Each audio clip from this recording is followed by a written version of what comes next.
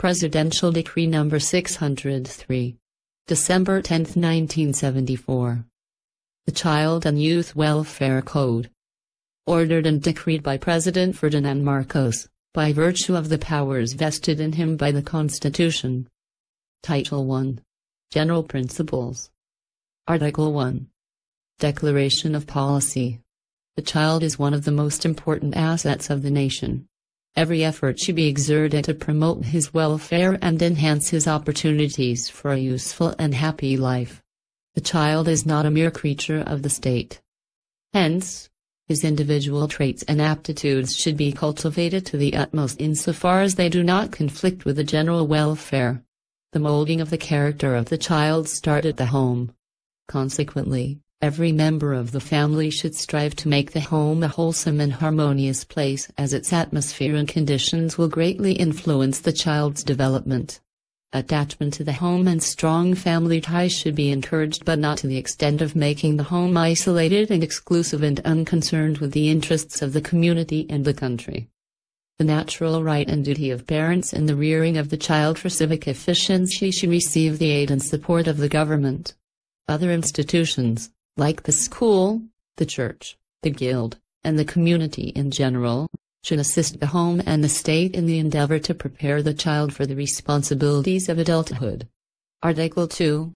Title and Scope of Code. The code shall be known as the Child and Youth Welfare Code. It shall apply to persons below 21 years of age, except those emancipated in accordance with law. But it has been changed to below 18 years old by Republic Act 6809. Child or minor youth, as used in this code, shall refer to such persons. Article 3. Rights of the child. All children shall be entitled to the rights herein set forth without distinction as to legitimacy or illegitimacy, sex, social status, religion, political antecedents, and other factors.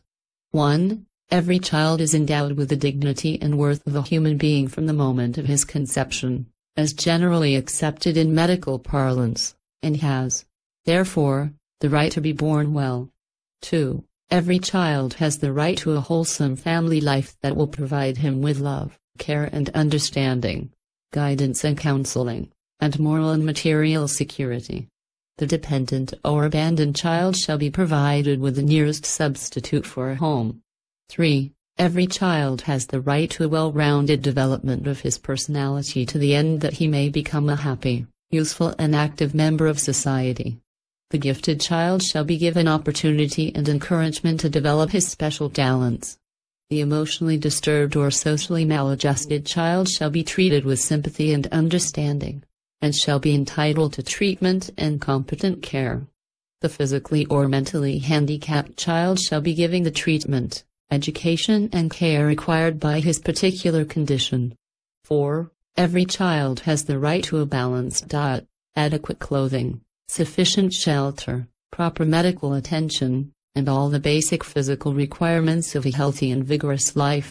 5. Every child has the right to be brought up in an atmosphere of morality and rectitude for the enrichment and the strengthening of his character. 6. Every child has the right to an education commensurate with his abilities and to the development of his skills for the improvement of his capacity for service to himself and to his fellowmen. 7. Every child has the right to full opportunities for safe and wholesome recreation and activities, individual as well as social, for the wholesome use of his leisure hours. 8. Every child has the right to protection against exploitation, improper influences, hazards, and other conditions or circumstances prejudicial to his physical, mental, emotional, social and moral development. 9. Every child has the right to live in a community and a society that can offer him an environment free from pernicious influences and conducive to the promotion of his health and the cultivation of his desirable traits and attributes. 10. Every child has the right to the care, assistance, and protection of the state, particularly when his parents or guardians fail or are unable to provide him with his fundamental needs for growth, development, and improvement. 11. Every child has the right to an efficient and honest government that will deepen his faith in democracy and inspire him with the morality of the constituted authorities both in their public and private lives. 12. Every child has the right to grow up as a free individual, in an atmosphere of peace, understanding, tolerance, and universal brotherhood, and with the determination to contribute his share in the building of a better world. Article 4. Responsibilities of the child. Every child, regardless of the circumstances of his birth, sex, religion, social status, political antecedents and other factors shall, 1. Strive to lead an upright and virtuous life in accordance with the tenets of his religion, the teachings of his elders and mentors, and the biddings of a clean conscience. 2. Love, respect and obey his parents, and cooperate with them in the strengthening of the family. 3. Extend to his brothers and sisters his love, thoughtfulness, and helpfulness, and endeavor with them to keep the family harmonious and united. 4. Exert his utmost to develop his potentialities for service, particularly by undergoing a formal education suited to his abilities, in order that he may become an asset to himself and to society. 5. Respect not only his elders but also the customs and traditions of our people, the memory of our heroes, the duly constituted authorities, the laws of our country, and the principles and institutions of democracy. 6. Participate actively in civic affairs and in the promotion of the general welfare, always bearing in mind that it is the youth who will eventually be called upon to discharge the responsibility of leadership in shaping the nation's future. And 7. Help in the observance of individual human rights, the strengthening of freedom everywhere, the fostering of cooperation among nations in the pursuit of their common aspirations for programs and prosperity, and the furtherance of world peace. Article 5. Commencement of civil personality. The civil personality of the child shall commence from the time of his conception, for all purposes favorable to him, subject to the requirements of Article 41 of the Civil Code. Art. 6. Abortion. The abortion of a conceived child, whether such act be intentional or not, shall be governed by the pertinent provisions of the revised Penal Code. Article 7. Non-disclosure of birth records. The records of a person's birth shall be kept strictly confidential and no information relating thereto shall be issued except on the request of any of the following. 1. The person himself, or any person authorized by him. 2. His spouse, his parent or parents, his direct descendants, or the guardian or institution legally in charge of him if he is a minor. 3. The court or proper public official whenever absolutely necessary in administrative, judicial or other official proceedings to determine the identity of the child's parents or other circumstances surrounding his birth. And 4. In case of the person's death, the nearest of kin. Any person violating the prohibition shall suffer the penalty of imprisonment of at least 2 months or a fine in an amount not exceeding 500 pesos, or both, in the discretion of the court. Article 8. Child's welfare paramount. In all questions regarding the care, custody, education and property of the child, his welfare shall be the paramount consideration. Article 9. Levels of growth. The child shall be given adequate care, assistance and guidance through his various levels of growth, from infancy to early and later childhood, to puberty and adolescence, and when necessary even after he shall have attained age 21. Article 10. Phases of development. The child shall enjoy special protection and shall be given opportunities and facilities, by law and by other means, to ensure and enable his fullest development physically, mentally, emotionally, morally, spiritually and socially in a healthy and normal manner and in conditions of freedom and dignity appropriate to the corresponding developmental stage. Article 11. Promotion of health. The promotion of the child's health shall begin with adequate prenatal and postnatal care both for him and his mother. All appropriate measures shall be taken to ensure his normal total development. It shall be the responsibility of the health, welfare, and educational entities to assist the parents in looking after the health of the child. Article 12. Education. The schools and other entities engaged in non-formal education shall assist the parents in providing the best education for the child. Article 13. Social and emotional growth.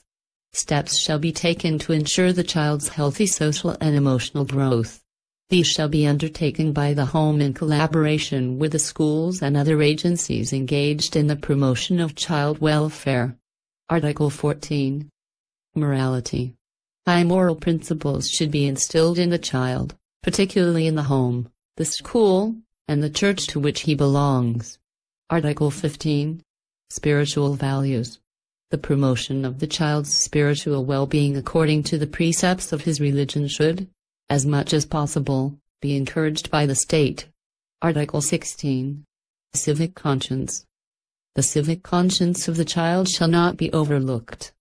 He shall be brought up in an atmosphere of universal understanding, tolerance, friendship, and helpfulness, and in full consciousness of his responsibilities as a member of society. Title II. Child and Youth Welfare in the Home. Chapter 1. Parental Authority. Section A. In general. Note: Articles 17, 18, and 19 are repealed by the Family Code. Article 20. Guardian.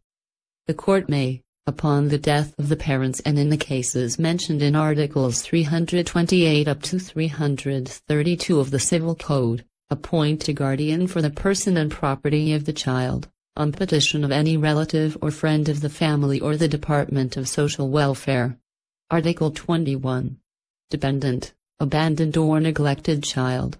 The dependent, abandoned or neglected child shall be under the parental authority of a suitable or accredited person or institution that is caring for him as provided for under the four preceding articles, after the child has been declared abandoned by either the court or the Department of Social Welfare.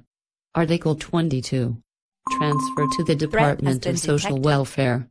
The dependent, abandoned or neglected child may be transferred to the care of the Department of Social Welfare or duly licensed child caring institution or individual in accordance with Articles 142 and 154 of this Code, or upon the request of the person or institution exercising parental authority over him. From the time of such transfer, the Department of Social Welfare or the duly licensed child caring institution or individual shall be considered the guardian of the child for all intents and purposes. Article 23.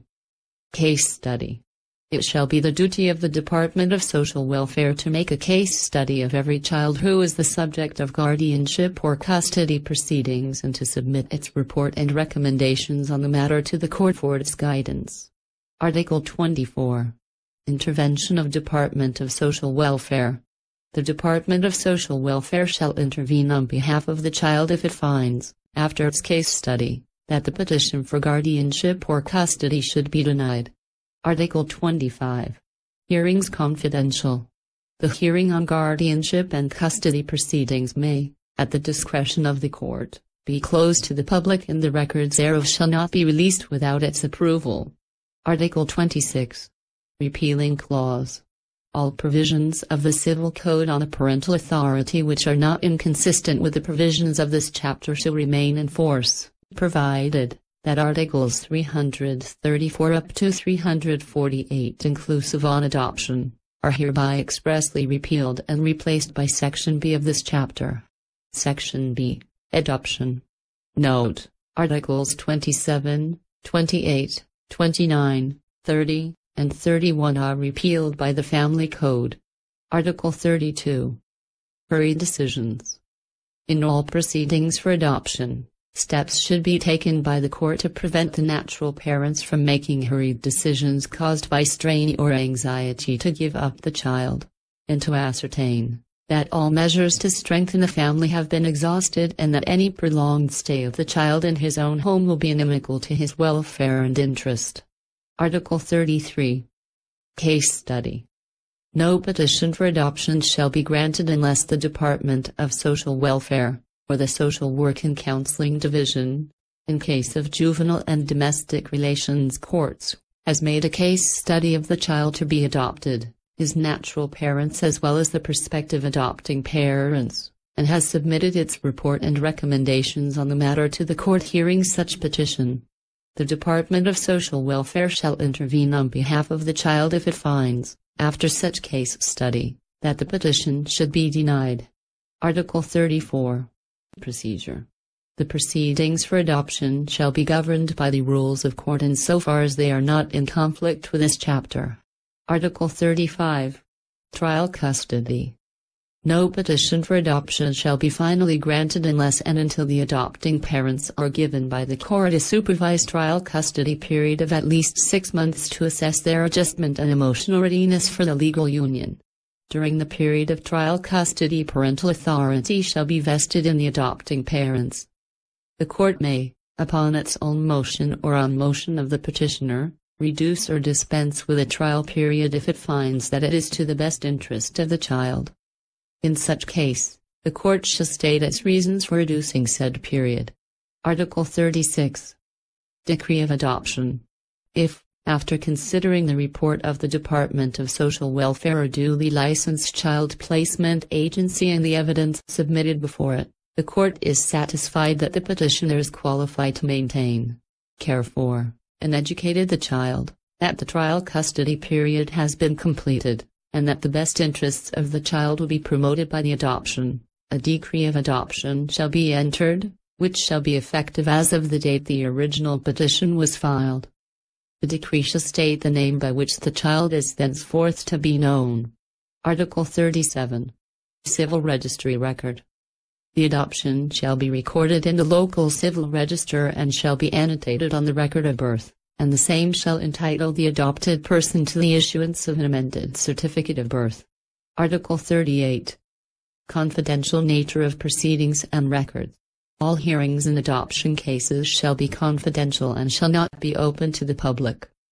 All records, books and papers relating to the adoption cases in the files of the court, of the Department of Social Welfare, and of any other agency or institution participating in the adoption proceedings, shall be kept strictly confidential.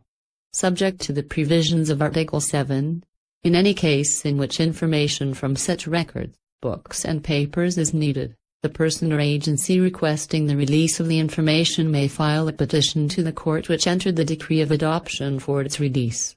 If the court finds that the disclosure of the information is necessary for purposes connected with or arising out of the adoption and will be for the best interests of the child, the court may permit the necessary information to be released, restricting the purposes for which it may be used. Article 39. Effects of adoption.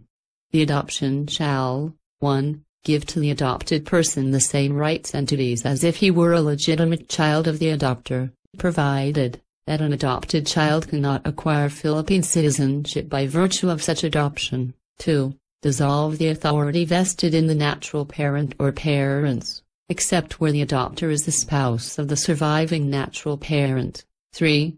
Entitle the adopted person to use the adopter's surname, and 4. Make the adopted person a legal heir of the adopter, provided that if the adopter is survived by legitimate parents or ascendants and by an adopted person, the latter shall not have more successional rights than an acknowledged natural child, provided, further, that any property received gratuitously by the adopted from the adopter shall revert to the adopter should the former predecease the latter without legitimate issue unless the adopted has, during his lifetime, alienated such property, provided, finally, that in the last case, should the adopted leave no property other than that received from the adopter, and he is survived by illegitimate issue or a spouse, such illegitimate issue collectively or the spouse shall receive 1/4 of such property. If the adopted is survived by illegitimate issue and a spouse, then the former collectively shall receive 1/4 and the latter also 1/4, the rest in any case reverting to the adopter, observing in the case of the illegitimate issue the proportion provided for in Article 895 of the Civil Code. The adopter shall not be a legal heir of the adopted person, whose parents by nature shall inherit from him, except that if the latter are both dead, the adopting parent or parents take the place of the natural parents in the line of succession, whether testate or interstate. Note: Articles 40, 41, and 42 are repealed by the Family Code. Chapter 2. Rights of Parents. Article 43. Primary right of parents. The parents shall have the right to the company of their children and, in relation to all other persons or institutions dealing with the child's development, the primary right and obligation to provide for their upbringing. Article 44. Rights under the Civil Code. Parents shall continue to exercise the rights mentioned in Articles 316 up to 326 of the Civil Code over the person and property of the child. Article 45. Right to discipline child. Parents have the right to discipline the child as may be necessary for the formation of his good character, and may therefore require from him obedience to just and reasonable rules, suggestions and admonitions. Chapter 3. Duties of Parents. Article 46. General Duties. Parents shall have the following general duties toward their children. 1. To give him affection, companionship and understanding. 2. To extend to him the benefits of moral guidance, self-disciplining religious instruction. 3. To supervise his activities, including his recreation. 4. To inculcate in him the value of industry, thrift and self-reliance. 5. To stimulate his interest in civic affairs, teach him the duties of citizenship, and develop his commitment to his country. 6. To advise him properly on any matter affecting his development and well-being. 7. To always set a good example. 8. To provide him with adequate support, as defined in Article 290 of the Civil Code, and 9. To administer his property, if any, according to his best interests, subject to the provisions of Article 320 of the Civil Code. Article 47. Family Affairs. Whenever proper, parents shall allow the child to participate in the discussion of family affairs, especially in matters that particularly concern him. In cases involving his discipline, the child shall be given a chance to present his side. Article 48. Winning child's confidence. Parents shall endeavor to win the child's confidence and to encourage him to conduct with them on his activities and problems. Article 49. Child living away from home. If by reason of his studies or for other causes, a child does not live with his parents, the latter shall communicate with him regularly and visit him as often as possible. The parents shall see to it that the child lives in a safe and wholesome place and under responsible adult care and supervision. Article 50. Special talents. Parents shall endeavor to discover the child's talents or aptitudes, if any, and to encourage and develop them.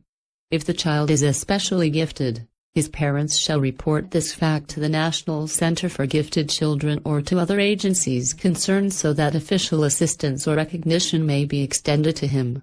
Article 51. Reading habit. The reading habit should be cultivated in the home. Parents shall, whenever possible, provide the child with good and wholesome reading material, taking into consideration his age and emotional development. They shall guard against the introduction in the home of pornographic and other unwholesome publications. Article 52. Association with other children. Parents shall encourage the child to associate with other children of his own age with whom he can develop common interests of useful and salutary nature. It shall be their duty to know the child's friends and their activities and to prevent him from falling into bad company. The child should not be allowed to stay out late at night to the detriment of his health, studies or morals. Article 53. Community activities. Parents shall give the child every opportunity to form or join social, cultural, educational, recreational, civic or religious organizations or movements and other useful community activities. Article 54. Social gatherings. When a party or gathering is held, the parents or a responsible person should be present to supervise the same. Article 55. Vices. Parents should take special care to prevent the child from becoming addicted to intoxicating drinks, narcotic drugs, smoking, gambling, and other vices or harmful practices.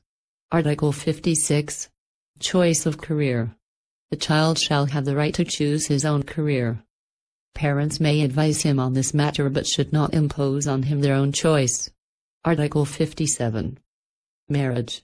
Subject to the provisions of the Civil Code, the child shall have the prerogative of choosing his future spouse. Parents should not force or unduly influence him to marry a person he has not freely chosen. Chapter 4. Liabilities of parents. Article 58. Torts. Parents and guardians are responsible for the damage caused by the child under their parental authority in accordance with the Civil Code. Article 59. Crimes.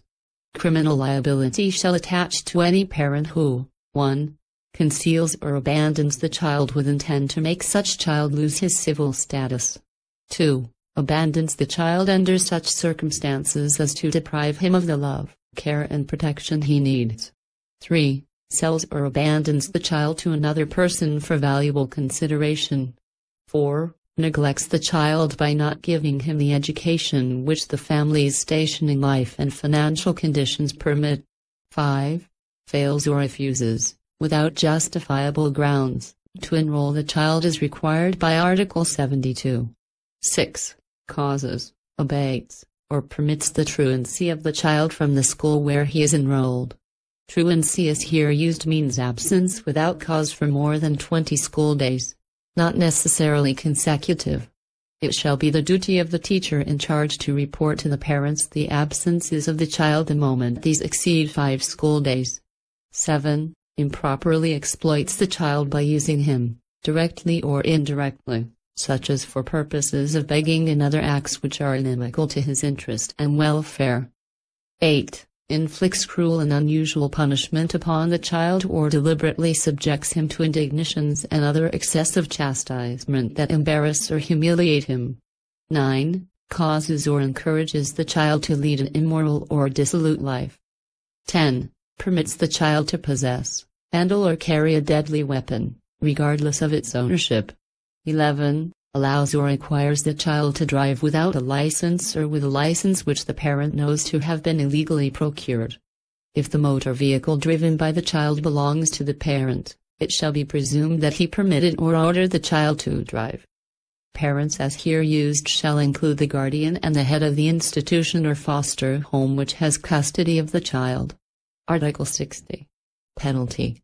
The act mentioned in the preceding article shall be punishable with imprisonment from 2 or 6 months or fine not exceeding 500 pesos, or both, at the discretion of the court, unless a higher penalty is provided for in the revised penal code or special laws, without prejudice to actions for the involuntary commitment of the child under Title 8 of this code. Chapter 5. Assistance to parents. Article 61. Admonition to parents. Whenever a parent or guardian is found to have been unreasonably neglectful in the performance of his duties toward the child, he shall be admonished by the Department of Social Welfare or by the local council for the protection of children referred to in Article 87. Whenever a child is found delinquent by any court, the father, mother or guardian may be judicially admonished. Article 62. Medical and dental services. If the child has special health problems, his parents shall be entitled to such assistance from the government as may be necessary for his care and treatment in addition to other benefits provided for under existing law. Article 63. Financial aid and social services to needy families. Special financial or material aid and social services shall be given to any needy family, to help maintain the child or children in the home and prevent their placement elsewhere. The amount of such aid shall be determined by the Department of Social Welfare, taking into consideration, among other things, the self-employment of any of the family members and shall be paid from any funds available for the purpose. Article 64. Assistance to widowed or abandoned parent and her minor dependents. The state shall give assistance to widowed or abandoned parent or where either spouse is on prolonged absence due to illness, imprisonment, etc. and who is unable to support his, her children. Financial and other essential social services shall be given by the national government or other duly licensed agencies with similar functions to help such parent acquire the necessary knowledge or skill needed for the proper care and maintenance of the family. Article 65. Criterion for aid. The criteria to determine eligibility for the aid mentioned in the next preceding articles shall be 1. The age of the child or children, 2. The financial condition of the family, 3. The degree of deprivation of parental care and support, and 4. The inability to exercise parental authority. Article 66. Assistance to unmarried mothers and their children. Any unmarried mother may, before and after the birth of their child, seek the assistance and advice of the Department of Social Welfare or any duly licensed child placement agency.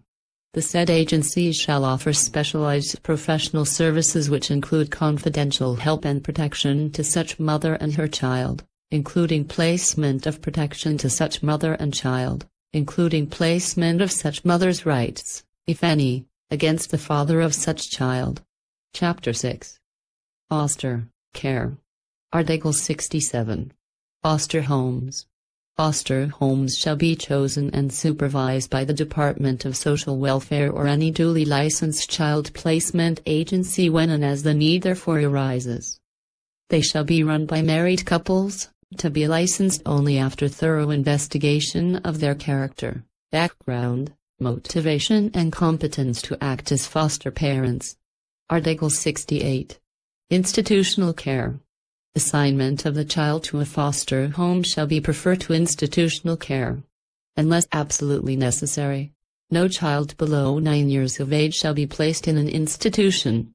An older child may be taken into an institution for child care if a thorough social case study indicates that he will derive more benefit therefrom. Article 69. Daycare service and other substitute parental arrangement. Daycare and other substitute parental arrangement shall be provided to a child whose parents and relatives are not able to care for him during the day. Such arrangements shall be the subject of accreditation and licensing by the Department of Social Welfare. Article 70. Treatment of child under foster care. A child under foster care shall be given, as much as possible, the affection and understanding that his own parents, if alive or present, would or should have extended to him. Foster care shall take into consideration the temporary nature of the placement and shall not alienate the child from his parents. Title III.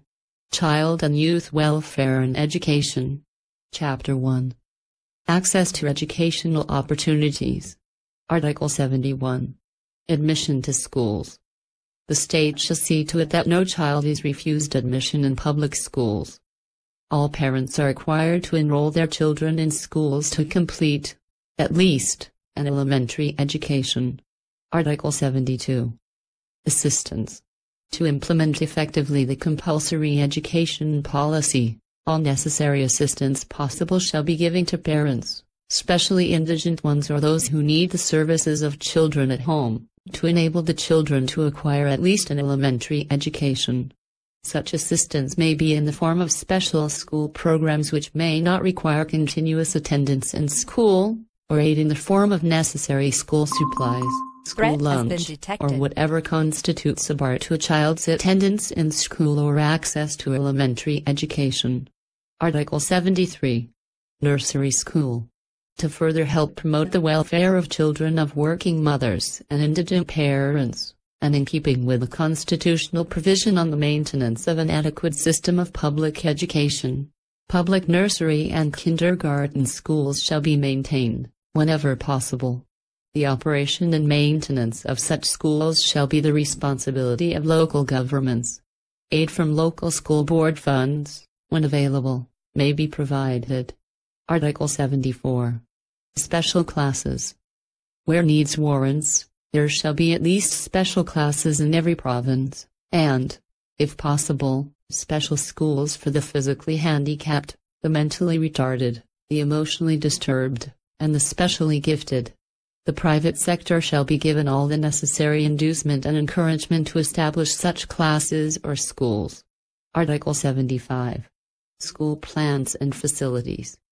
Local school officials and local government officials shall see to it that school children and students are provided with adequate school rooms and facilities including playground, space, and facilities for sports and physical development activities.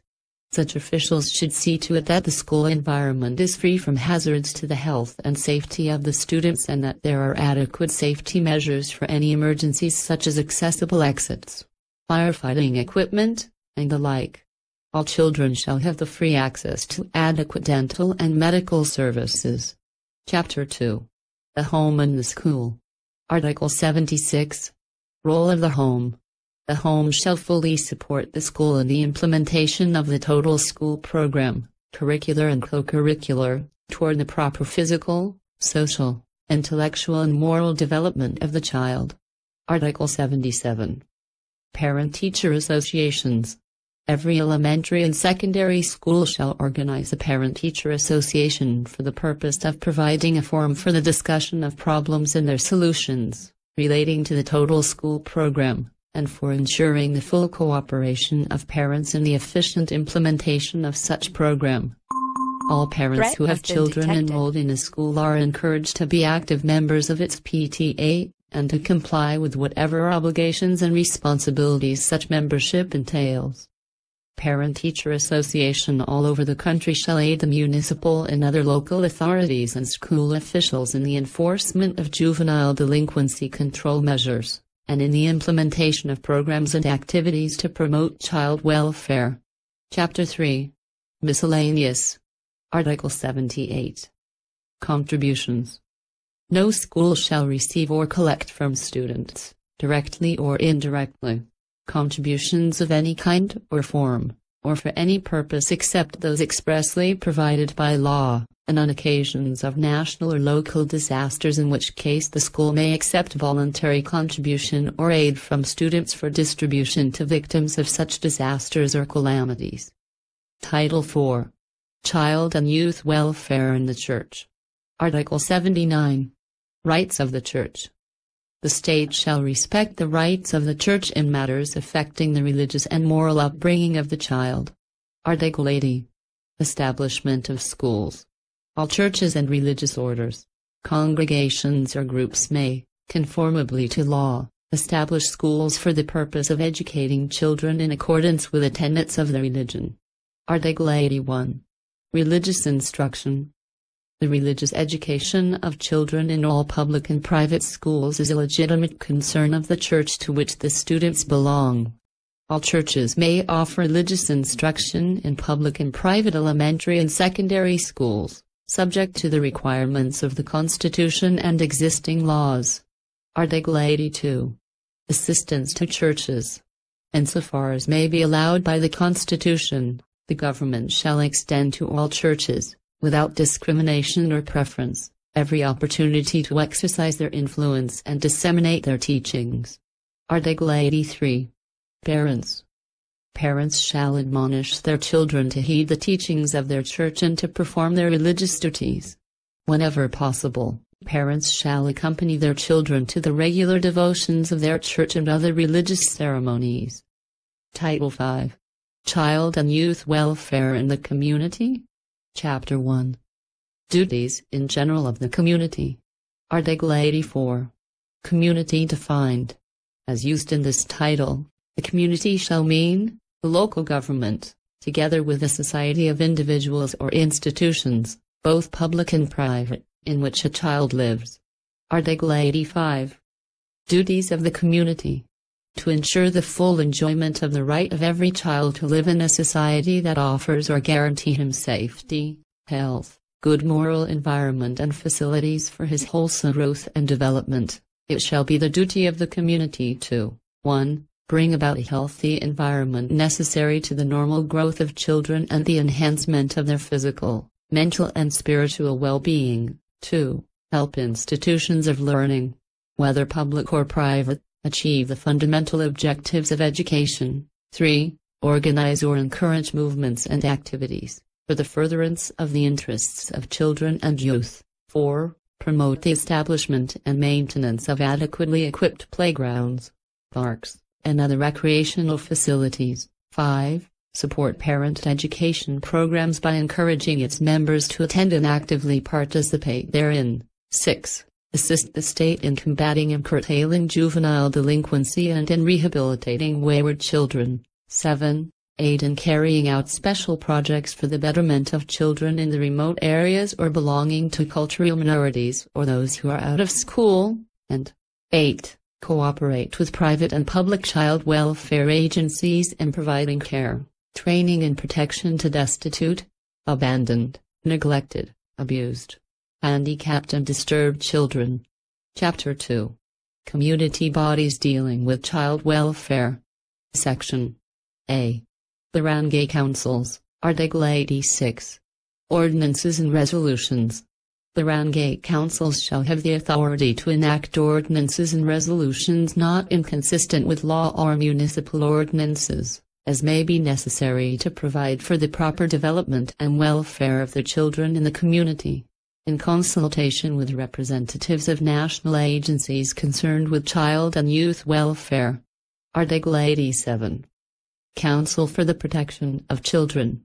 Every barangay council shall encourage the organization of a local council for the protection of children and shall coordinate with the Council for the Welfare of Children and Youth in drawing and implementing plans for the promotion of child and youth welfare.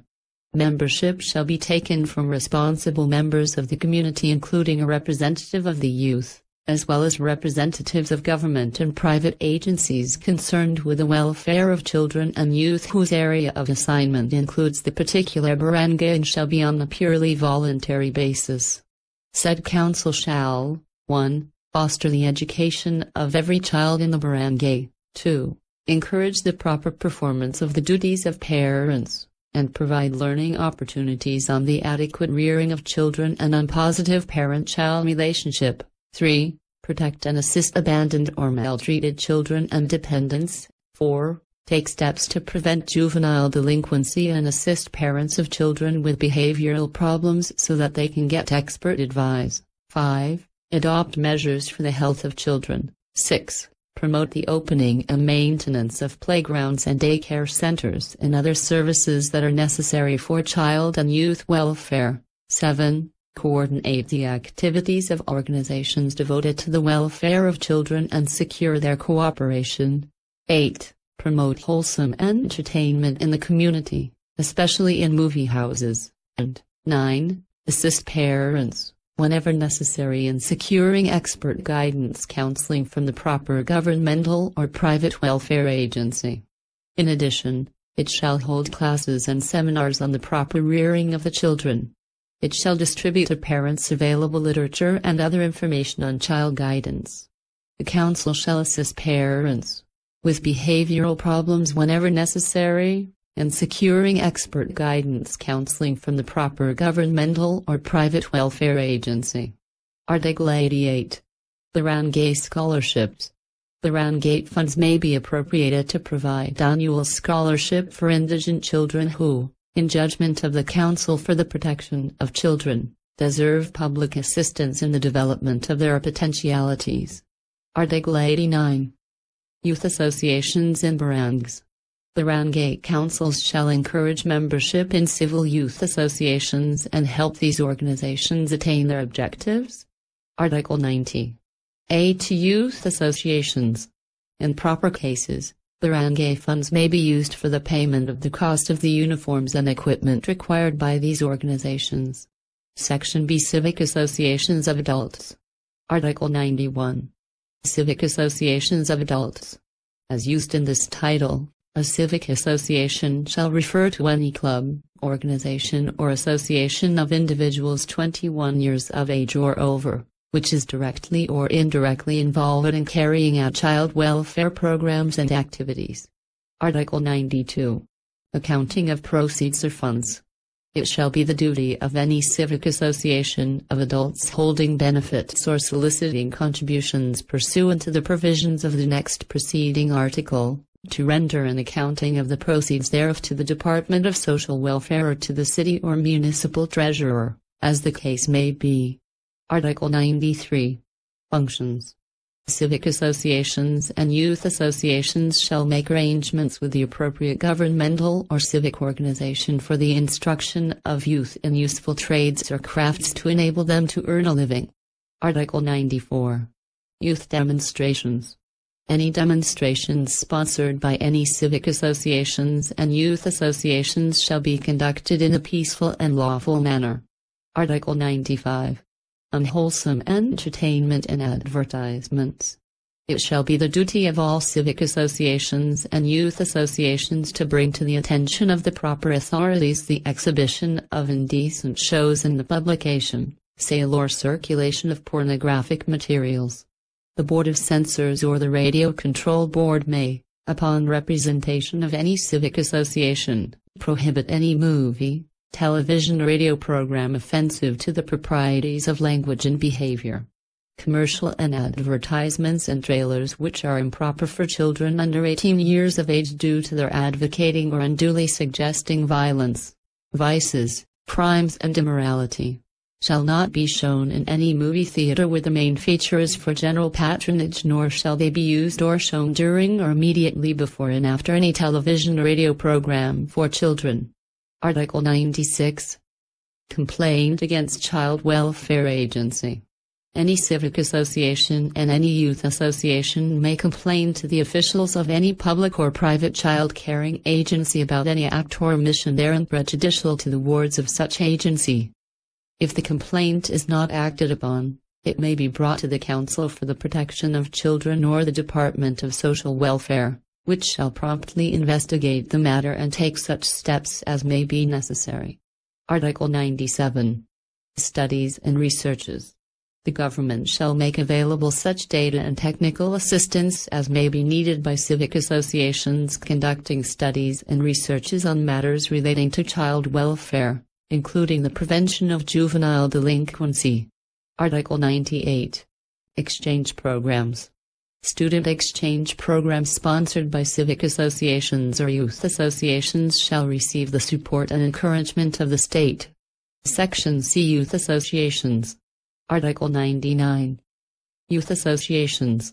As used in this title, a youth association shall refer to any club, organization or association of individuals below 21 years of age which is directly or indirectly involved in carrying out child or youth welfare programs and activities. Article 100.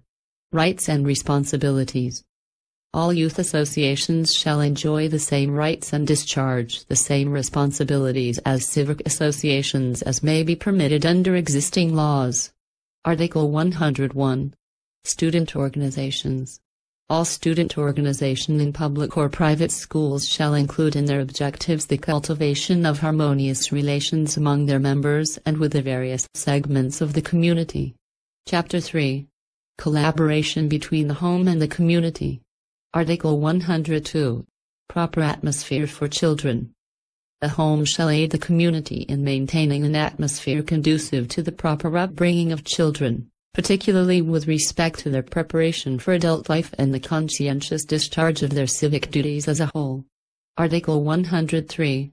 Unwholesome influence.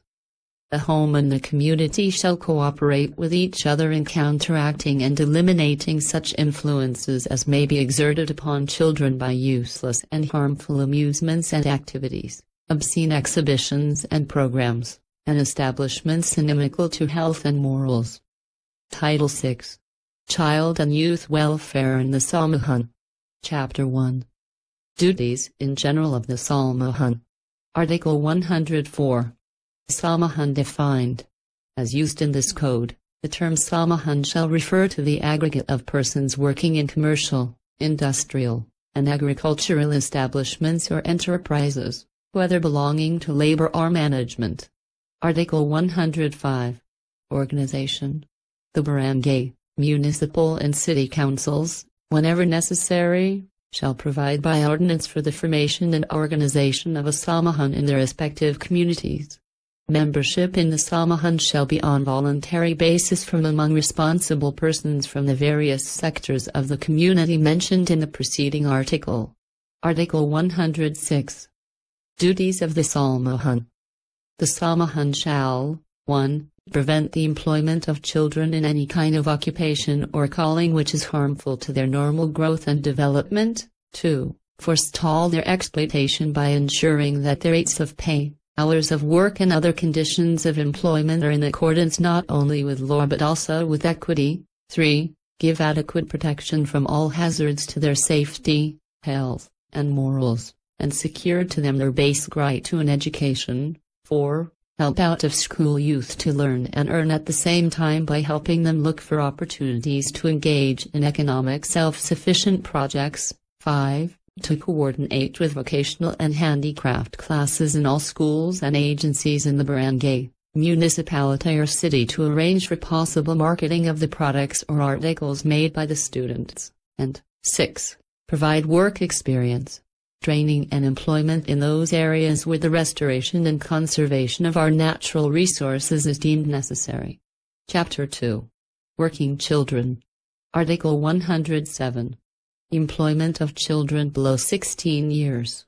Children below 16 years of age may be employed to perform light work which is not harmful to their safety, health or normal development and which is not prejudicial to their studies. The provisions of the Labor Code relating to employable age and conditions of employment of children are hereby adopted as part of this code insofar as not inconsistent herewith. Article 108. Duty of employer to submit report. The employer shall submit to the Department of Labor a report of all children employed by him. A separate report shall be made of all such children who are found to be handicapped after medical examination. The Secretary of Labor shall refer such handicapped children to the proper government or private agencies for vocational guidance, physical and vocational rehabilitation, and placement in employment. Article 109. Register of Children. Every employer in any commercial, industrial or agricultural establishment or enterprise shall keep 1.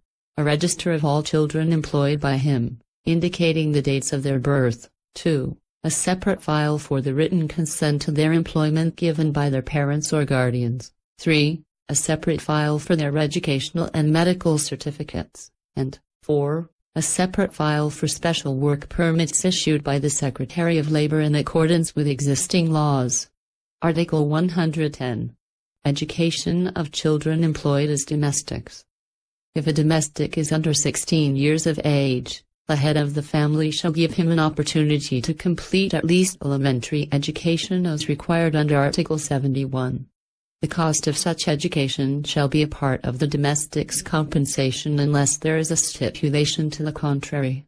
Chapter 3 Labor Management Projects. Article 111. Right to self-organization.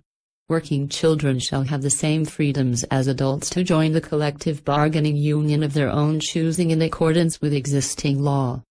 Neither management nor any collective bargaining union shall threaten or coerce working children to join, continue or withdraw as members of such union. Article 112. Conditions of employment. There shall be close collaboration between labor and management in the observance of the conditions of employment required by law for working children. Article 113. Educational assistance programs. The management may allow time off without loss or reduction of wages for working children with special talents to enable them to pursue formal studies in technical schools on scholarships financed by management or by the collective bargaining union or unions. Article 114. Welfare programs. Labor and management shall, in cooperation with the Women and Minors Bureau of the Department of Labor, undertake projects and in-service training programs for working children which shall improve their conditions of employment, improve their capabilities and physical fitness, increase their efficiency, secure opportunities for their promotion, prepare them for more responsible positions, and provide for their social, educational and cultural advancement. Article 115. Research projects. Labor and management shall cooperate with any government or private research project on matters affecting the welfare of working children. Chapter 4. Collaboration between the home and the Salmahan. Article 116. Collaboration between the home and the Salmahan. The home shall assist the Salmahan in the promotion of the welfare of working children and for this purpose shall, 1. Instill in the hearts and minds of working children the value of a dignity of labor, 2. Stress the importance of the virtues of honesty, diligence and perseverance in the discharge of their duties. 3. Counsel them on the provident use of the fruits of their labor for the enrichment of their lives and the improvement of their economic security. And 4. Protect their general well-being against exploitation by management or unions, as well as against conditions of their work prejudicial to their health, education, or morals. Title 7. Child and Youth Welfare in the State. Chapter 1. Regulation of Child and Youth Welfare Services. Article 117. Classifications of child and youth welfare agencies. Public and private child welfare agencies providing encouragement, care, and protection to any category of children and youth, whether mentally gifted, dependent, abandoned, neglected, abused, handicapped, disturbed, or youthful offenders, classified and defined as follows, shall be coordinated by the Department of Social Welfare. 1. A child caring institution is one that provides 24 resident group care service for the physical, mental, social and spiritual well-being of 9 or more mentally gifted, dependent, abandoned, neglected, handicapped or disturbed children, or youthful offenders. An institution, whose primary purpose is education, is deemed to be a child-caring institution when 9 or more of its pupils or wards in the ordinary course of events do not return annually to the homes of their parents or guardians for at least 2 months of summer vacation. 2. A detention home is a 24-hour child-caring institution providing short-term resident care for youthful offenders who are awaiting court disposition of their cases or transfer to other agencies or jurisdiction. 3. A shelter care institution is one that provides temporary protection and care to children requiring emergency reception as a result of fortuitous events, abandonment by parents, dangerous conditions of neglect or cruelty in the home, being without adult care because of crisis in the family, or court order holding them as material witnesses. 4. Receiving homes are family-type homes which provides temporary shelter from 10 to 20 days for children who shall during this period be under observation and study for eventual placement by the Department of Social Welfare. The number of children in a receiving home shall not at any time exceed 9, provided that no more than 2 of them shall be under 3 years of age. 5. A nursery is a child-caring institution that provides care for 6 or more children below 6 years of age for all or part of a 24-hour day, except those duly licensed to offer primarily medical and educational services. 6. A maternity home is an institution or place of residence whose primary function is to give shelter and care to pregnant women and their infants before, during and after delivery. 7. A rehabilitation center is an institution that receives and rehabilitates youthful offenders or other disturbed children. 8. A reception and study center is an institution that receives for study, diagnosis, and temporary treatment children who have behavioral problems for the purpose of determining the appropriate care for them or recommending their permanent treatment or rehabilitation in other child welfare agencies.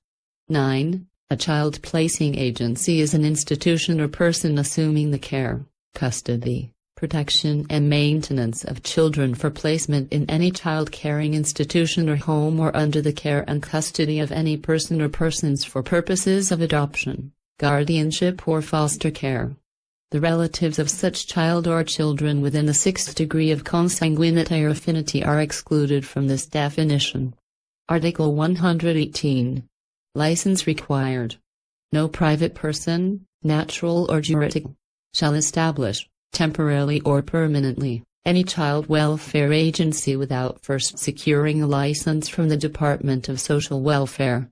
Such license shall not be transferable and shall be used only by the person or institution to which it was issued at the place stated therein.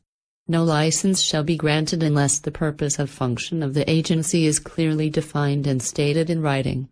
Such definition shall include the geographical area to be served, the children to be accepted for care, and the services to be provided. If the applicant is a juridical person, it must be registered in accordance with Philippine laws. Article 119. Guiding principles. The protection and best interests of the child or children therein shall be the first and basic consideration in the granting, suspension or revocation of the license mentioned in the preceding article.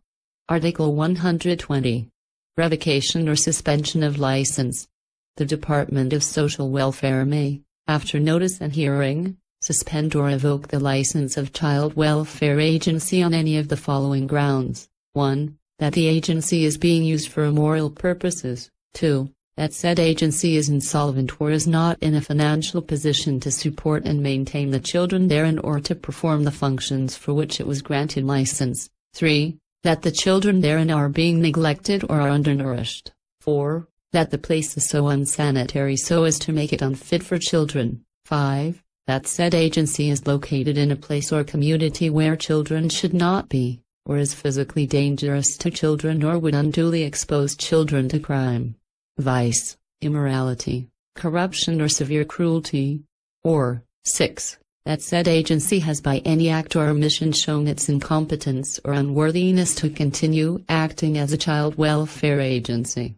During the period of suspension, the agency concerned shall not accept or admit any additional children. In any case, the Department of Social Welfare shall make such order as to the custody of the children under the care of such agency as the circumstances may warrant. The suspension may last for as long as the agency has not complied with any order of the Department of Social Welfare to remove or remedy the conditions which have risen to the suspension. The aggrieved agency may appeal the suspension and or revocation in a proper court action. In such case, the court shall within 15 days from the filing of the Department of Social Welfare's answer, conduct a hearing and decide the case, either by lifting the suspension, or continuing it for such period of time as it may order, or by revoking the license of the agency where the Department of Social Welfare has proven the revocation to be justified. Article 121. Responsible government body. The governing body of a child welfare agency or institution shall be composed of civic leaders or persons of good standing in the community. The administrator must be a competent person qualified by education or experience or both to serve as such. Article 122. Child caring institution serving as child placement agency. An association or corporation may be both a child caring institution and a child placement agency, and it may be licensed to carry out both types of service. When a license also serves as a child placement agency, it shall maintain a staff equipped by training to make thorough studies of every prospective family home. Staff arrangements must also be made for continuing supervision of the children staying in family homes so long as the children remain in the legal custody of the agency. Article 123. Responsible staff of employees. The licensee shall choose its employees who shall be persons of good health and character, and whenever possible, the high rank of employees shall in addition have training, preferably in child psychology. Article 124. Intake study and periodic investigations. The licensee shall undertake investigations to determine if the acceptance or continued stay of a child in its institution is necessary. Each licensee shall make provisions for continuing services, including social casework for every child under its care. Article 125. Records. The licensee shall keep confidential records of every child in its study. These records shall be made available only to such persons as may be authorized by the Department of Social Welfare or by the proper court. Article 126. Home atmosphere. Child welfare agencies shall endeavor to provide the children with a pleasant atmosphere that shall approximate as nearly as possible the conditions of an ideal home. Vocational rehabilitation shall also be provided in accordance with existing law and the particular needs of the children. Article 127. Adequate diet.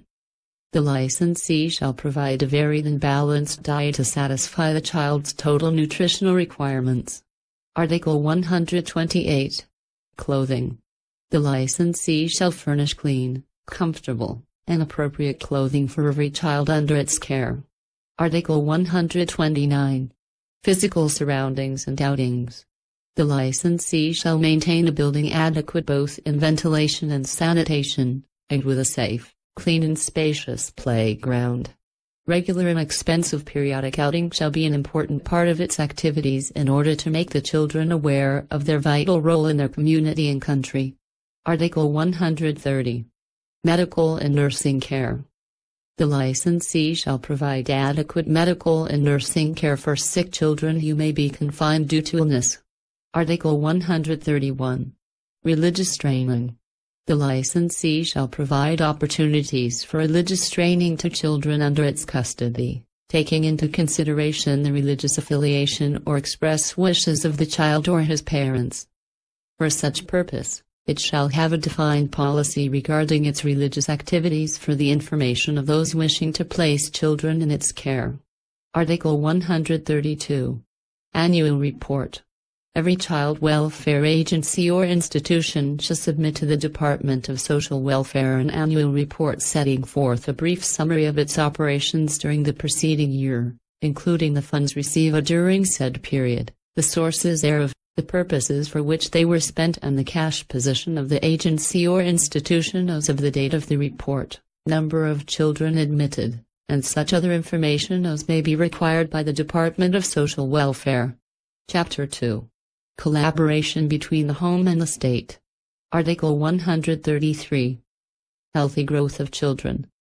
Pursuant to its obligation to assist the parents in the proper upbringing of the child, the state shall, whenever possible, in collaboration and cooperation with local government establish 1. Puericulture and similar centers, 2. Juvenile courts, 3. Child welfare agencies, 4. Orphanages and other similar institutions, and 5. Children's recreation centers.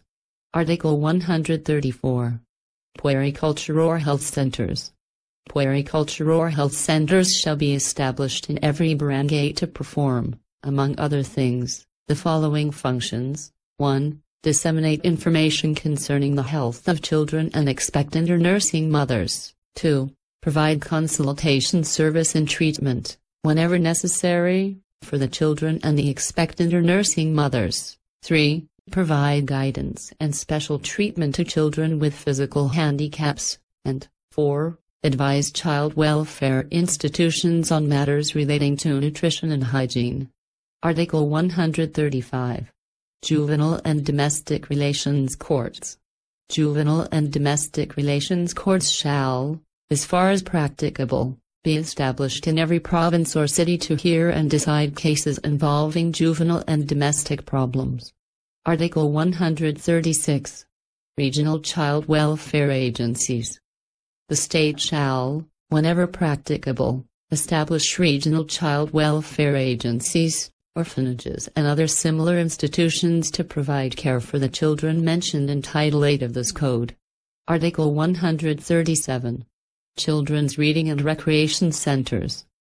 The state shall establish in every barangay reading centers and recreation centers where children may meet and play together for their healthy growth and their social and cultural development. Article 138. Parent Education Program. The Department of Social Welfare shall from time to time hold a Parent Education Congress, which shall aim to enable parents to understand child growth and development, parent-child relationship, family life, and family-community relationship, and to improve their ability to discharge their duties. Article 139. Curfew hours for children. City or municipal councils may prescribe such curfew hours for children as may be warranted by local conditions. The duty to enforce curfew ordinances shall devolve upon the parents or guardians and the local authorities. Any parent or guardian found grossly negligent in the performance of the duty imposed by this article shall be admonished by the Department of Social Welfare or the Council for the Protection of Children. Article 140. State aid in case of public calamity. In case of earthquake, flood, storm, conflagration, epidemic, or other calamity, the state shall give special assistance to children whenever necessary. The Department of Social Welfare shall take immediate custody of dependent children and give temporary shelter to orphan or displaced children, who are separated from their parents or guardian. Title 8. Special Categories of Children. Chapter 1. Dependent, Abandoned and Neglected Children. Article 141. Definition of terms. As used in this chapter. 1. A dependent child is one who is without a parent, guardian or custodian, or one whose parents, guardian or other custodian for good cause desires to be relieved of his care and custody, and is dependent upon the public for support. 2. An abandoned child is one who has no proper parental care or guardianship, or whose parents or guardians have deserted him for a period of at least 6 continuous months. 3. A neglected child is one whose basic needs have been deliberately unattended or inadequately attended. Neglect may occur in 2 ways. A. There is a physical neglect when the child is malnourished, ill-clad and without proper shelter. A child is unattended when left by himself without provisions for his needs and or without proper supervision. B. Emotional neglect exists when children are maltreated, raped or seduced, when children are exploited, overworked or made to work under conditions not conducive to good health, or are made to beg in the streets or public places, or when children are in moral danger, or exposed to gambling, prostitution and other vices. 4. Commitment or surrender of a child is the legal act of entrusting a child to the care of the Department of Social Welfare or any duly licensed child placement agency or individual. Commitment may be done in the following manner. A. Involuntary commitment. In case of a dependent child, or through the termination of parental or guardianship rights by reason of abandonment, substantial and continuous or repeated neglect and or parental incompetence to discharge parental responsibilities, and in the manner, form and procedure hereinafter prescribed. B. Voluntary commitment. Through the relinquishment of parental or guardianship rights in the manner and form hereinafter prescribed. Article 142. Petition for involuntary commitment of a child. Venue. The Department of Social Welfare Secretary or his authorized representative or any duly licensed child placement agency having knowledge of child who appears to be dependent, abandoned or neglected, may file a verified petition for involuntary commitment of said child to the care of any duly licensed child placement agency or individual. The petition shall be filed with the Juvenile and Domestic Relations Court, if any, or with the Court of First Instance of the province or city court in which the parents or guardian resides or the child is found. Article 143. Contents of petition, verification. The petition for commitment must state so far as known to the petitioner, 1. The facts showing that the child is dependent, abandoned, or neglected, 2. The names of the parent or parents, if known, and the residence. If the child has no parent or parents living, then the name and residence of the guardian, if any, and 3. The name of the duly licensed child placement agency or individual to whose care the commitment of the child is sought. The petition shall be verified and shall be sufficient if based upon the information and belief of the petitioner. Article 144. Court to set time for hearing, summons. When a petition or commitment is filed, the court shall fix a date for the hearing thereof. If it appears from the petition that one or both parents of the child, or the guardian, resides in province or city, the clerk of court shall immediately issue summons, together with a copy of the petition, which shall be served on such parent or guardian not less than 2 days before the time fixed for the hearing. Such summons shall require them to appear before the court on the date mentioned. Article 145. When summons shall not be issued, the summons provided for in the next preceding article shall not be issued, and the court shall thereupon proceed with the hearing of the case if it appears from the petition that both parents of the child are dead or that neither parent can be found in the province or city and that the child has no guardian residing therein. Article 146. Representation of child. If it appears that neither of the parents nor the guardian of the child can be found in the province or city, it shall be the duty of the court to appoint some suitable person to represent him. Article 147. Duty of fiscal. The provincial or city fiscal shall appear for the state, seeing to it that there has been due notice to all parties concerned and that there is justification for the declaration of dependency, abandonment or neglect. The Legal Services section of the Department of Social Welfare, any recognized legal association, or any appointed beneficial counsel shall prepare the petition for the Secretary of the Department of Social Welfare, his representative or the head of the duly licensed child placement agency, or the duly licensed individual, and represent him in court in all proceedings arising under the provisions of this chapter. Article 148. Hearing. During the hearing of the petition, the child shall be brought before the court, which shall investigate the facts and ascertain whether he is dependent, abandoned, or neglected, and, if so, the cause and circumstances of such condition.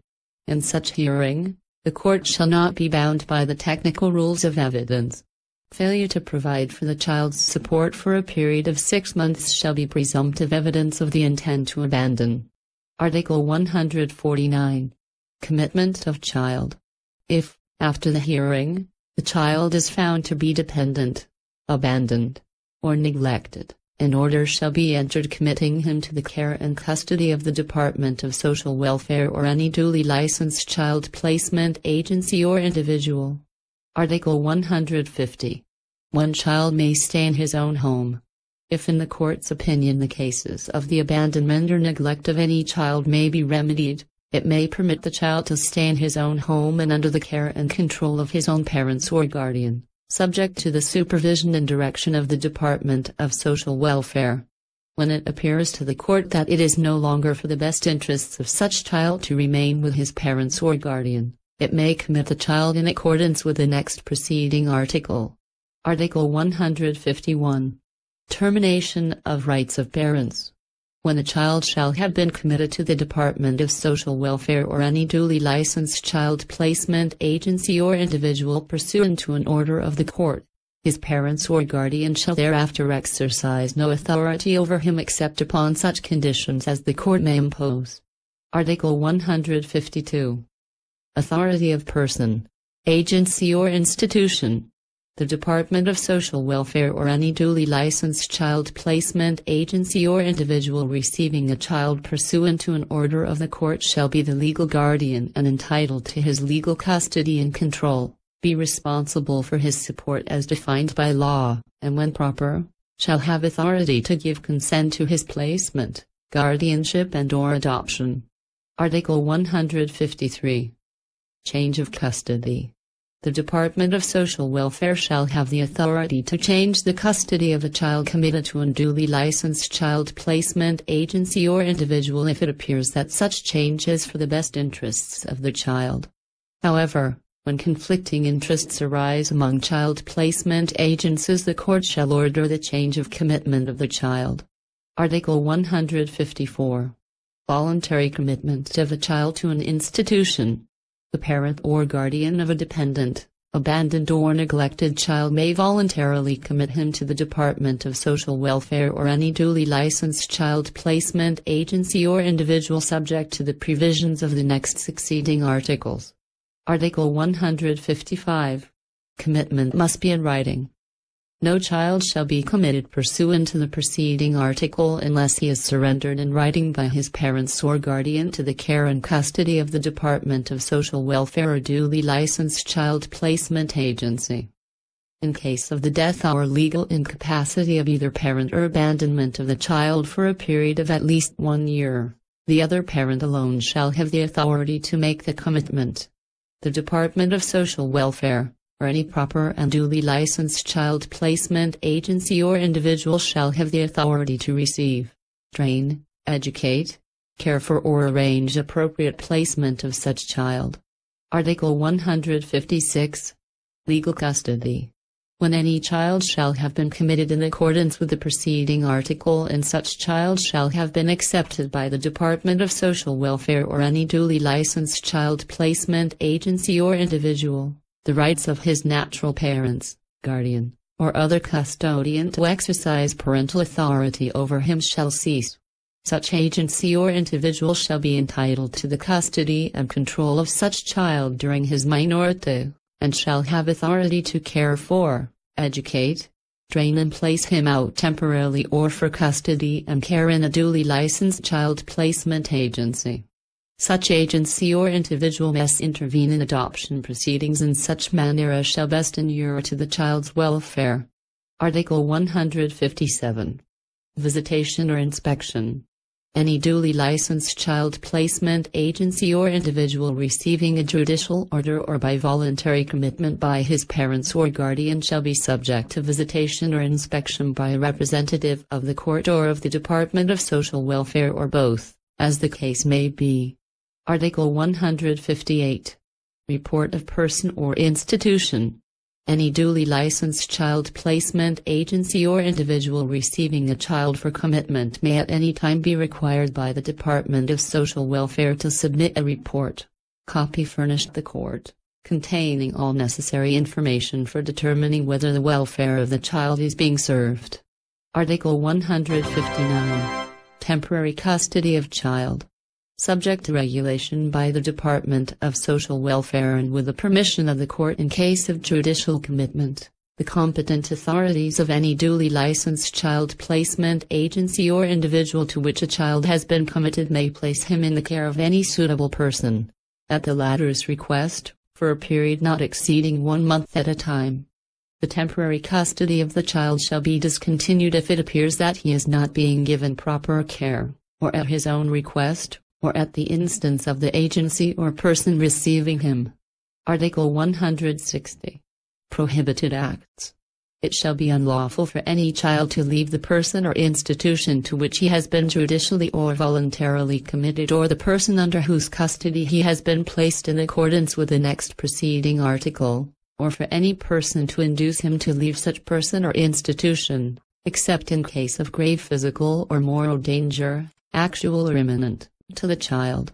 Any violation of this article shall be punishable by an imprisonment of not more than 1 year or by a fine of not more than 2,000 pesos, or both such fine and imprisonment at the discretion of the court, provided that if the violation is committed by a foreigner, he shall also be subject to deportation. If the violation is committed by a parent or legal guardian of the child, such facts shall aggravate or mitigate the offense as circumstances shall warrant. Article 161. Duty to report abandonment. When the parents or persons entitled to act as guardian of child are dead or, if living, have abandoned him, for no valid reason, for at least 6 months in a duly licensed child placement agency or hospital, or left him with any other person for the same period without providing for his care and support, such fact shall be reported immediately to the Department of Social Welfare. In case of child left in a hospital, immediate transfer of the child to the Department of Social Welfare or any duly licensed child placement agency must be arranged. The Department of Social Welfare shall make provisions for the adequate care and support of the child and shall take such action as it may deem proper for his best interests. Article 162. Adoption of dependent or abandoned or neglected child. Upon the filing of an application by any person to adopt a dependent, abandoned or neglected child in the custody of any institution or individual mentioned in Article 156, it shall be the duty of the provincial or city fiscal, any recognized legal association, or any appointed beneficial counsel upon being informed of such fact, to represent the Department of Social Welfare in the proceedings. The costs of such proceedings shall be beneficial.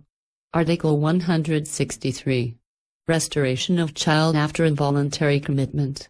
The parents or guardian of a child committed to the care of a person, agency or institution by judicial order may petition the proper court for the restoration of his rights over the child, provided that the child in the meantime has not been priorly given away in adoption or has left the country with the adopting parents or the guardian. The petition shall be verified and shall state that the petitioner is now able to take proper care and custody of said child. Upon receiving the petition, the court shall fix the time for hearing the questions raised thereby and cause reasonable notice thereof to be sent to the petitioner and to the person, agency or institution to which the child has been committed. At the trial, any person may be allowed, at the discretion of the court, to contest the right to the relief demanded. and witnesses may be called and examined by the parties or by the court motu proprio. If it is found that the cause for the commitment of the child no longer exists and that the petitioner is already able to take proper care and custody of the child, the court, after taking into consideration the best interests and the welfare of the child, shall render judgment restoring parental authority to the petitioner. Article 164. Restoration after voluntary commitment. Upon petition filed with the Department of Social Welfare, the parent or parents or guardian who voluntarily committed a child may recover legal custody and parental authority over him from the agency, individual or institution to which such child was voluntarily committed when it is shown to the satisfaction of the Department of Social Welfare that the parent, parents or guardian is in a position to adequately provide for the needs of the child, provided that the petition for restoration is filed within 6 months after the surrender. In all cases, the person, agency or institution having legal custody of the child shall be furnished with a copy of the petition and shall be given the opportunity to be heard. Article 165. Removal of custody. A petition to transfer custody of a child may be filed against a person or child welfare agency to whose custody a child has been committed by the court based on neglect of such child as defined in Article 141, No. 3. If the court, after notice and hearing, is satisfied that the allegations of the petition are true and that it is for the best interest and welfare of the child, the court shall issue an order taking him from the custody of the person or agency, as the case may be, and committing him to the custody of another duly licensed child placement agency or individual. The license of the agency or individual found guilty of such neglect may be suspended or revoked, as the court may deem proper, in the same proceeding. Article 166. Report of maltreated or abused child. All hospitals, clinics and other institutions as well as private physicians providing treatment shall, within 48 hours from knowledge of the case, report in writing to the city or provincial fiscal or to the local council for the protection of children or to the nearest unit of the Department of Social Welfare, any case of a maltreated or abused child, or exploitation of an employed child contrary to the provisions of labor laws. It shall be the duty of the Council for the Protection of Children or the unit of the Department of Social Welfare to whom such a report is made to forward the same to the provincial or city fiscal. Violation of this provision shall subject the hospital, clinic, institution, or physician who fails to make such a report to a fine of not more than 2,000 pesos. In cases of sexual abuse, the records pertaining to the case shall be kept strictly confidential and no information relating thereto shall be disclosed except in connection with any court or official proceeding based on such a report. Any person disclosing confidential information in violation of this provision shall be punished by a fine of not less than 100 pesos no more than 5,000 pesos, or by imprisonment for not less than 30 days no more than 1 year, or both such fine and imprisonment, at the discretion of the court. Article 167. Freedom from liability of reporting person or institution. Persons, organizations, physicians, nurses, hospitals, clinics and other entities which shall in good faith report cases of child abuse, neglect, maltreatment or abandonment or exposure to moral danger be free from any civil or criminal liability arising therefrom. Chapter 2. Mentally retarded, physically handicapped, emotionally disturbed and mentally ill children. Article 168. Mentally retarded children. Mentally retarded children are 1. Socially incompetent, that is, socially inadequate and occupationally incompetent and unable to manage their own affairs. 2. Mentally subnormal. 3. Retarded intellectually from birth or early age. 4. Retarded at maturity. 5. Mentally deficient as a result of constitutional origin, through hereditary or disease. And 6. Essentially incurable. Article 169. Classification of mental retardation. Mental retardation is divided into 4 classifications. 1. Custodial group. The members of this classification are severely or profoundly retarded. Hence, the least capable group. This includes those with IQs to 25. 2. Drainable group.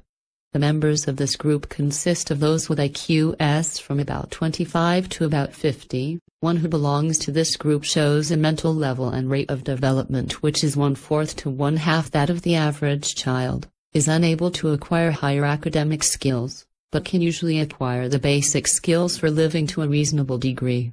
He can likewise attain a primary grade level of education if he receives effective instruction. 3. Educable group.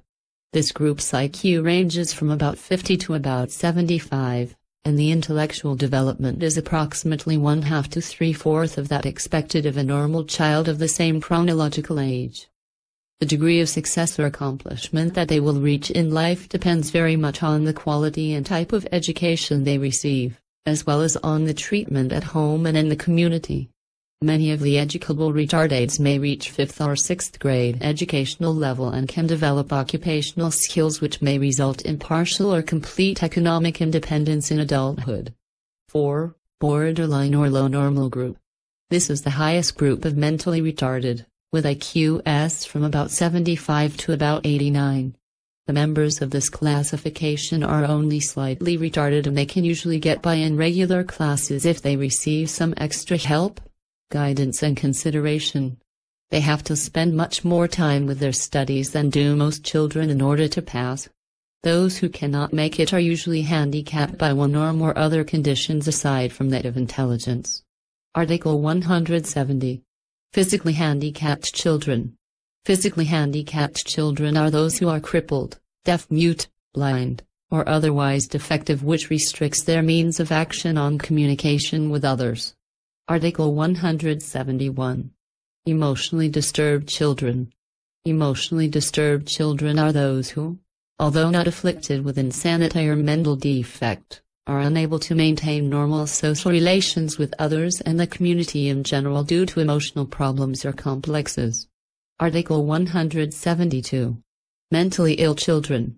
Mentally ill children are those with any behavioral disorder, whether functional or organic, which is of such a degree of severity as to require professional help or hospitalization. Article 173. Admission of disabled children. The Department of Social Welfare, upon the application of the parents or guardians and the recommendation of any reputable diagnostic center or clinic, shall refer and/or admit disabled children to any public or private institution providing the proper care, training and rehabilitation. Disabled children as used in this chapter shall include mentally retarded, physically handicapped, emotionally disturbed, and severe mentally ill children. Article 174. Training and opportunities for disabled children. Specialized educational services shall be expanded and improved to provide appropriate opportunities for disabled children. Vocational rehabilitation and manpower conservation agencies shall train disabled children for specialized types of jobs, services and business which could be learned only by them and shall help provide opportunities for their future occupational placement, that the agencies and organizations engaged in programs and services for the disabled need not be limited to minors. Persons of legal age may be admitted whenever facilities are available for them. Article 175. Planning of programs and services. Selected pilot demonstration projects needed by the disabled children shall be developed and shall be the basis for planning expanded programs and services throughout the nation. There shall be established area centers designed to bring together an aggregate of services to serve all ages of the disabled within a specified geographical area. Article 176. Donations. Donations to agencies and organizations engaged in programs and services for disabled children shall be deductible in accordance with the provision of Presidential Decree No. 507. Article 177. Petition for commitment. Where a child appears to be mentally retarded, physically handicapped, emotionally disturbed, or mentally ill, and needs institutional care but his parents or guardians are opposed thereto, the Department of Social Welfare, or any duly licensed child placement agency or individual shall have the authority to file a petition for commitment of the said child to any reputable institution providing care, training and rehabilitation for disabled children. The parents or guardian of the child may file a similar petition in case no immediate placement can be arranged for the disabled child when the welfare and interest of the child is at stake. Article 178. Venue. The petition for commitment of a disabled child shall be filed with the Juvenile and Domestic Relations Court, if any, or with the Court of First Instance of the province or city court where the parent or guardian resides or where the child is found. Article 179. Contents of petition. The petition for commitment must state so far as known to the petitioner, 1. The facts showing that the child appears to be mentally retarded, physically handicapped, emotionally disturbed or mentally ill and needs institutional care. 2. The fact that the parents or guardians or any duly licensed disabled child placement agency, as the case may be, has opposed the commitment of such child. 3. The name of the parents and their residence, if known, or if the child has no parents or parent living, the names and residence of the guardian, if any, and 4. The name of the institution where the child is to be committed. The petition shall be verified and shall be sufficient if based upon the information and belief of the petitioner. Article 180. Order of hearing. If the petition filed is sufficient in form and substance, the court, by an order reciting the purpose of the petition, shall fix the date for the hearing thereof, and a copy of such order shall be served on the child alleged to be mentally retarded, or physically handicapped, or emotionally disturbed, or mentally ill, and on the person having charge of him or any of his relatives residing in the province or city as the judge may deem proper. The court shall furthermore order the sheriff to produce, if possible, the alleged disabled child on the date of the hearing. Article 181. Hearing and judgment. Upon satisfactory proof that the institutional care of the child is for him or the public welfare and that his parents, or guardian or relatives are unable for any reason to take proper care of him, the court shall order his commitment to the proper institution for disabled children. Article 182. Disposition of property or money. The court, in its order of commitment, shall make proper provisions for the custody of property or money belonging to the committed child. Article 183. Findings and other data. The court shall furnish the institution to which the child has been committed with a copy of its judgment, together with all the social and other data pertinent to the case. Article 184. Expenses.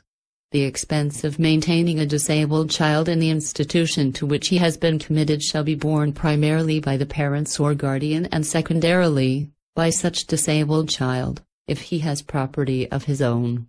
In all cases where the expenses for the maintenance of the disabled child cannot be paid in accordance with the next preceding paragraph, the same, or such part thereof as may remain unpaid, shall be borne by the Department of Social Welfare. Article 185. Children with cerebral palsy. Children afflicted with cerebral palsy shall be committed to the institution which under the circumstances of the particular child concerned is best equipped to treat and care for him. Article 186. Discharge of child judicially committed. The court shall order the discharge of any child judicially committed to an institution for disabled children if it is certified by the Department of Social Welfare that, 1. He has been certified by the duly licensed disabled child placement agency to be no longer a hazard to himself or to the community. 2. He has been sufficiently rehabilitated from his physical handicap or, if of work age, is already fit to engage in a gainful occupation. Or, 3. He has been relieved of his emotional problems and complexes and is ready to assume normal social relations. Article 187. Discharge of child voluntarily committed. Any child voluntarily committed to an institution for disabled children may be discharged by the Department of Social Welfare motu proprio or upon the request of his parents or guardian on any of the grounds specified in the preceding article. In the latter case, the Department of Social Welfare may refuse to discharge the child if, in its opinion, his release would be prejudicial to him or to the community. Article 188. Assistance of Fiscal. The provincial or city fiscal shall represent the Department of Social Welfare or any recognized legal association in all judicial matters arising under the provisions of this chapter. Chapter 3. Youthful Offenders. Article 189. Youthful offender defined. A youthful offender is one who is over 9 years but under 21 years of age at the time of the commission of the offense. A child 9 years of age or under at the time of the offense shall be exempt from criminal liability and shall be committed to the care of his or her father or mother, or nearest relative or family friend in the discretion of the court and subject to its supervision. The same shall be done for a child over 9 years and under 15 years of age at the time of the commission of the offense, unless he acted with discernment, in which case he shall be proceeded against in accordance with Article 192. The provisions of Article 80 of the Revised Penal Code shall be deemed modified by the provisions of this chapter. Article 190. Physical and mental examination. It shall be the duty of the law enforcement agency concerned to take the youthful offender, immediately after his apprehension, to the proper medical or health officer for a thorough physical and mental examination.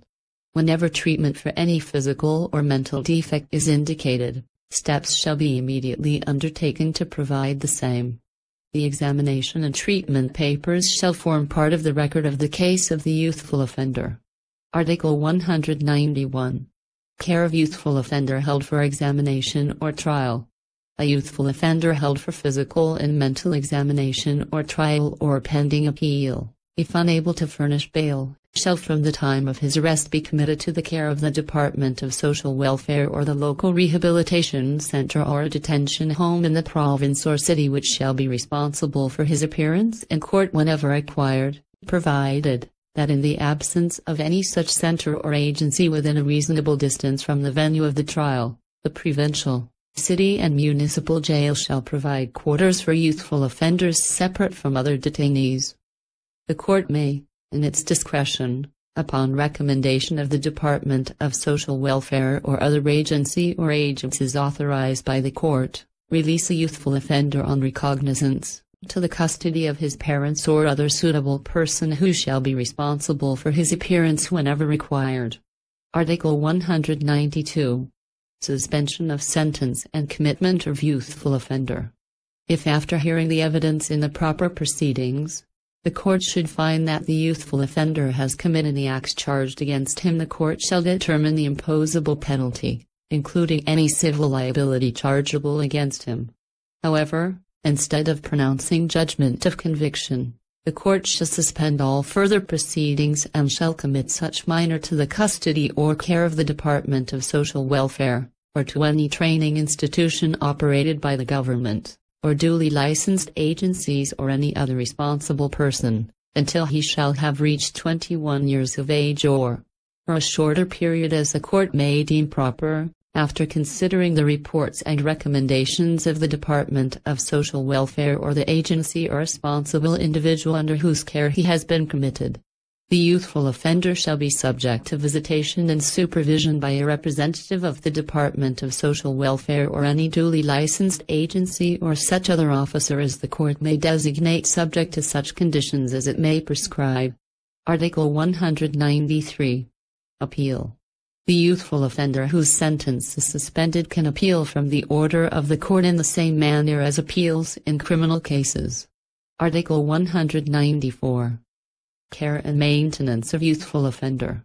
The expenses for the care and maintenance of the youthful offender whose sentence had been suspended shall be borne by his parents or those persons liable to support him, provided that in case his parents or those persons liable to support him cannot pay all or part of said expenses, the municipality in which the offense was committed shall pay 1/3 of said expenses or part thereof, the province to which the municipality belongs shall pay 1/3, and the remaining 1/3 shall be borne by the national government.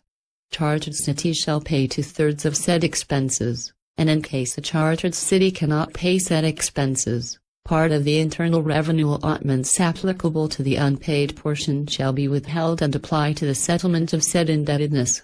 All city and provincial governments must exert efforts for the immediate establishment of local detention homes for youthful offenders. Article 195. Report on conduct of child.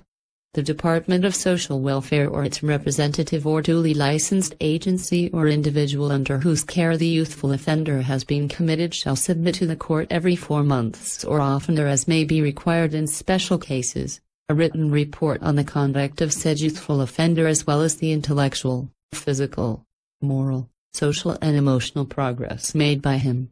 Article 196. Dismissal of the case.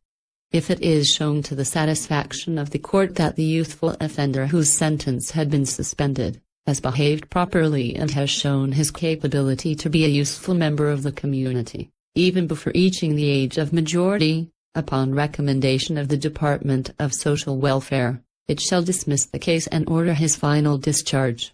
Article 197. Return of the youth offender to court. Whenever the youthful offender has been found incorrigible or has willfully failed to comply with the conditions of his rehabilitation programs, or should his continued stay in the training institution be inadvisable, he shall be returned to the committing court for the pronouncement of judgment. When the youthful offender has reached the age of 21 while in commitment, the court shall determine whether to dismiss the case in accordance with the next preceding article or to pronounce the judgment of conviction. In any case covered by this article, the youthful offender shall be credited in the service of his sentence with the full time spent in actual commitment and detention effected under the provisions of this chapter. Article 198. Effective release of child based on good conduct. The final release of child pursuant to the provisions of this chapter shall not obliterate his civil liability for damages. Such release shall be without prejudice to the right verdict of execution for the recovery of civil damages. Article 199. Living quarters for youthful offenders' sentence. When a judgment of conviction is pronounced in accordance with the provisions of Article 197, and at the time of said pronouncement the youthful offender is still under 21, he shall be committed to the proper penal institution to serve the remaining period of his sentence, provided that penal institutions shall provide youthful offenders with separate quarters and, as far as practicable, group them according to appropriate age levels or other criteria as will ensure their speedy rehabilitation, provided, further, that the Bureau of Prisons shall maintain agricultural and forestry camps where youthful offenders may serve their sentence in lieu of confinement in regular penitentiaries. Article 200. Records of proceedings. Where a youthful offender has been charged before any city or provincial fiscal or before any municipal judge and the charges have been ordered dropped, all the records of the case shall be destroyed immediately thereafter. Where a youthful offender has been charged and the court acquits him, or dismisses the case or commits him to an institution and subsequently releases him pursuant to this chapter, all the records of his case shall be destroyed immediately after such acquittal, dismissal or release, unless civil liability has also been imposed in the criminal action, in which case such records shall be destroyed after satisfaction of such civil liability. The youthful offender concerned shall not be held under any provision of law to be guilty of perjury or of concealment or misrepresentation by reason of his failure to acknowledge the case or recite any fact related thereto in response to any inquiry made of him for any purpose. Records within the meaning of this article shall include those which may be in the files of the National Bureau of Investigation and with any police department, or any other government agency which may have been involved in the case. Article 201. Civil liability of youthful offenders. The civil liability for acts committed by a youthful offender shall devolve upon the offender's father and, in case of his death or incapacity, upon the mother, or in case of her death or incapacity, upon the guardian. Civil liability may also be voluntarily assumed by a relative or family friend of the youthful offender. Article 202. Rehabilitation centers. The Department of Social Welfare shall establish regional rehabilitation centers for youthful offenders.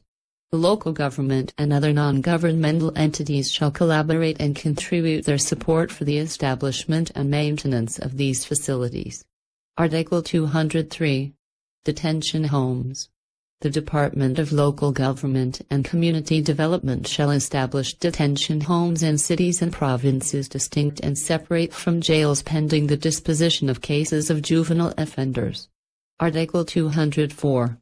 Liability of parents or guardian or any person in the commission of delinquent acts by their children or wards.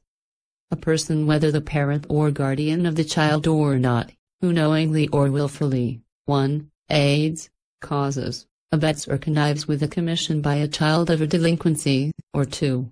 Does any act producing, promoting, or contributing to a child's being or becoming a juvenile delinquent, shall be punished by a fine not exceeding 500 pesos or to imprisonment for a period not exceeding 2 years, or both such fine and imprisonment, at the discretion of the court.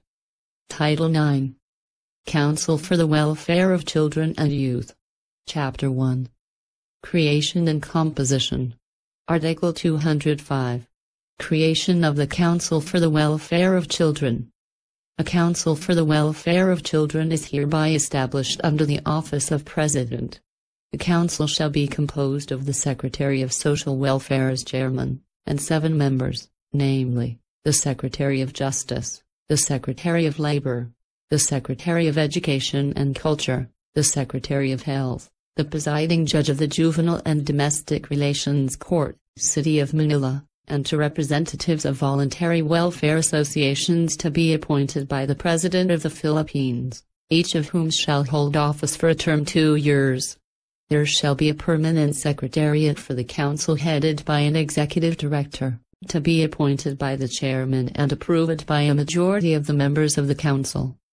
For actual attendance at regular meetings, the chairman and each member of the council shall receive a per diem of 100 pesos for every meeting actually attended, but the total amount of per diem that the chairman and a member may receive in a month shall in no case exceed 500 pesos. Article 206. Appropriation. The sum of 5 million pesos is hereby appropriated, out of any funds in the national treasury not otherwise appropriated, for the operation and maintenance of the Council for the Welfare of Children and Youth during the fiscal year. Thereafter, such sums as may be necessary for its operation and maintenance shall be included in the General Appropriations Decree. Chapter 2. Powers and Responsibilities. Article 207. Powers and Functions.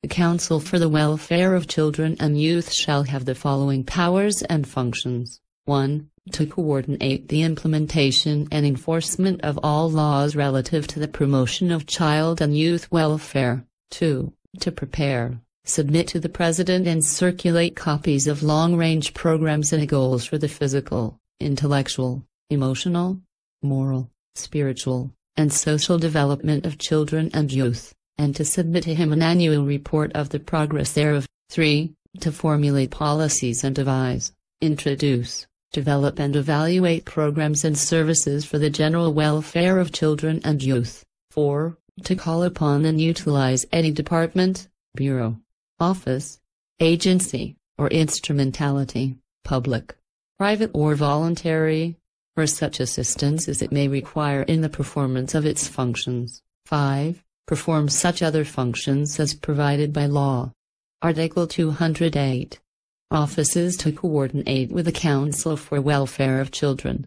The following offices and agencies shall coordinate with the Council for the Welfare of Children and Youth in the implementation of laws and programs on child and youth welfare. 1. Department of Justice. 2. Department of Social Welfare. 3. Department of Education and Culture. 4. Department of Labor. 5. Department of Health. 6. Department of Agriculture. 7. Department of Local Government and Community Development. 8. Local Councils for the Protection of Children, and such other government and private agencies which have programs on child and youth welfare. Existing as well as proposed programs of the above-named agencies as well as other government and private child and youth welfare agencies as may be hereafter created shall be implemented by such agencies, provided that, with the exception of those proposed by the local councils for the protection of children, all long-range child and youth welfare programs shall, before implementation, be endorsed by the agencies concerned to their respective departments, which shall in turn endorse the same to the Council for the Welfare on Children and Youth, for evaluation, cooperation and coordination. Chapter 3. Implementation of Code and Rule-Making Authority. Article 209. Implementation of this Code and Rule-Making Authority. The enforcement and implementation of this code shall be the primary responsibility of the Council for the Welfare of Children. Said Council shall have authority to promulgate the necessary rules and regulations for the purpose of carrying into effect the provisions of this code. Final provisions. Article 210. General penalty. Violations of any provisions of this code for which no penalty is specifically provided shall be punished by imprisonment not exceeding 1 month or a fine not exceeding 200 pesos, or both such fine and imprisonment at the discretion of the court, unless a higher penalty is provided for in the revised penal code or special laws. Article 211. Repealing clause. All laws or parts of any laws inconsistent with the provisions of this code are hereby repealed or modified accordingly, provided that the provisions of the Dangerous Drugs Act of 1972, and amendments thereto shall continue to be in force and shall not be deemed modified or appealed by any provision of this code. Article 212. Separability clause. If any provision of this code is held invalid, the other provisions not affected thereby shall continue in operation. Article 213. Effectivity clause. This code shall take effect 6 months after its approval. Done in the city of Manila, this 10th day of December, in the year of our Lord, 1974. Prepared by my lovable boyfriend, Tonton.